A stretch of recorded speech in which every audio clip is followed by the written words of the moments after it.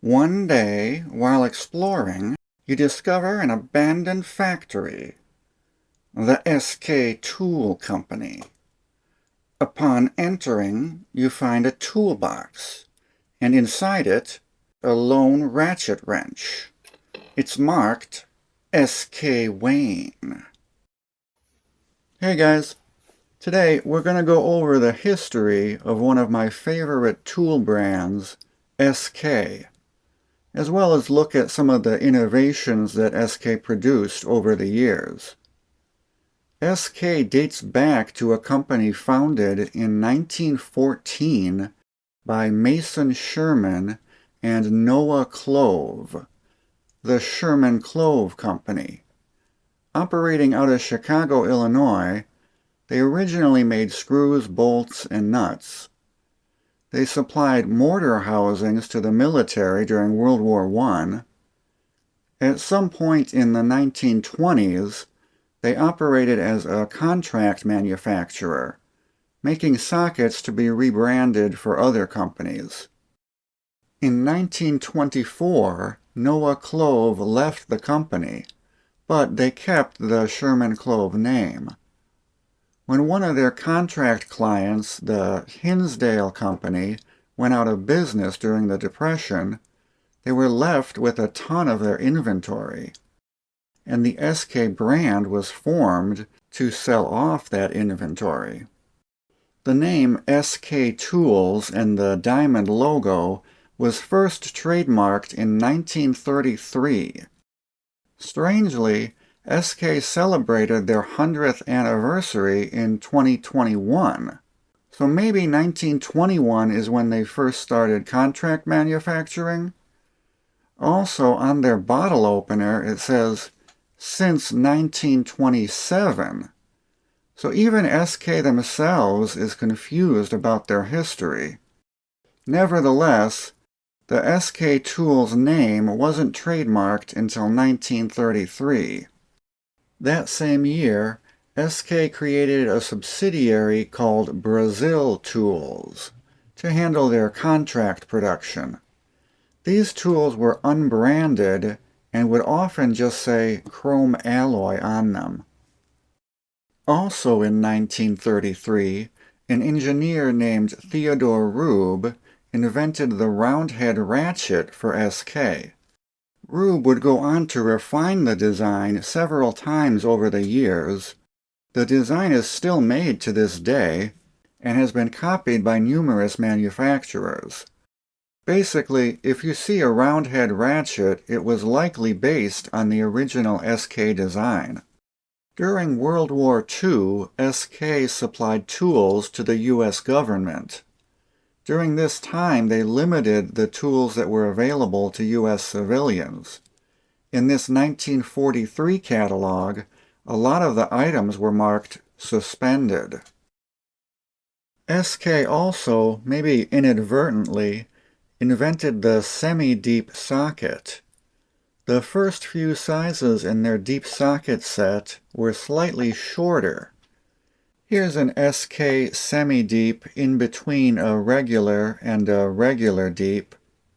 And here is an SK semi-deep compared to a gear wrench semi-deep.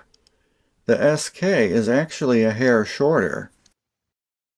In 1953, SK formed a joint venture with the Lectrolite Corporation and sold tools from SK Lectrolite up until 1962.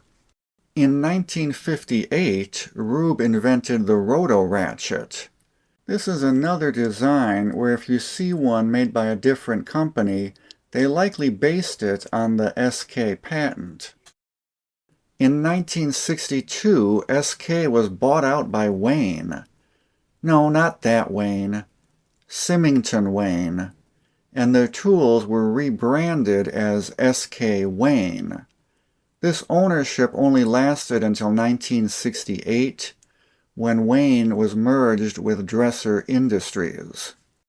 The tools would continue to be stamped SK Wayne for a few years after the Dresser merger. It's not known exactly when the Wayne name was dropped, but it went on for a few years. In 1985, Dresser would sell the SK brand to Facom, which is a French tool company.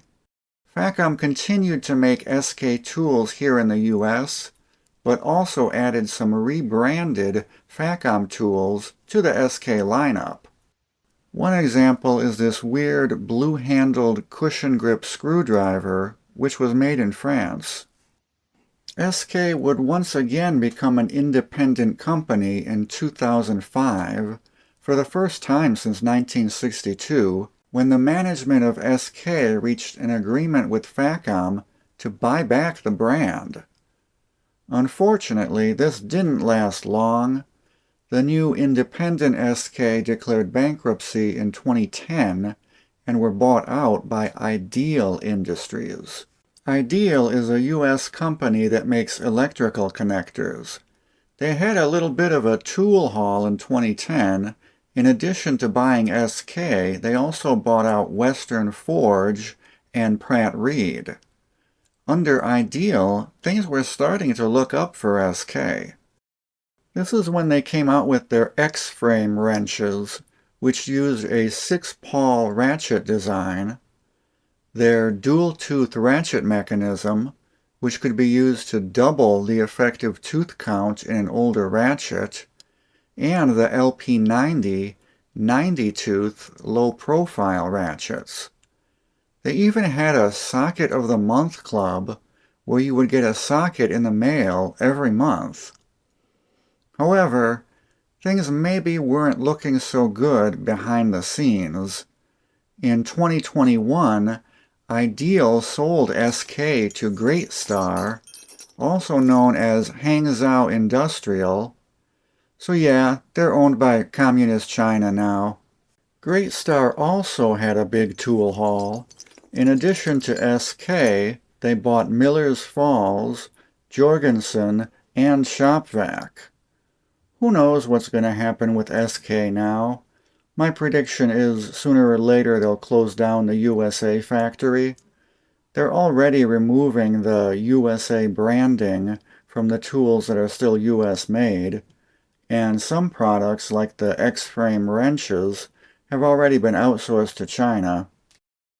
It might be time to press F to pay respects to SK.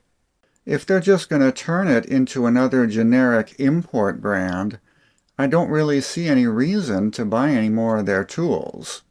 It sucks because I always saw SK as a lower-priced alternative to the tool truck brands. What do you guys think?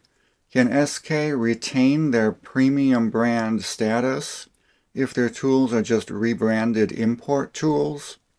Who knows, maybe they'll get bought back by another American company sometime in the future. I mean, it happened once before. Alright, that's it for today. I don't know if there's a niche for tool company lore videos, but if there is, I'll try and make some more. Thanks for watching, everyone. See you later. Bye.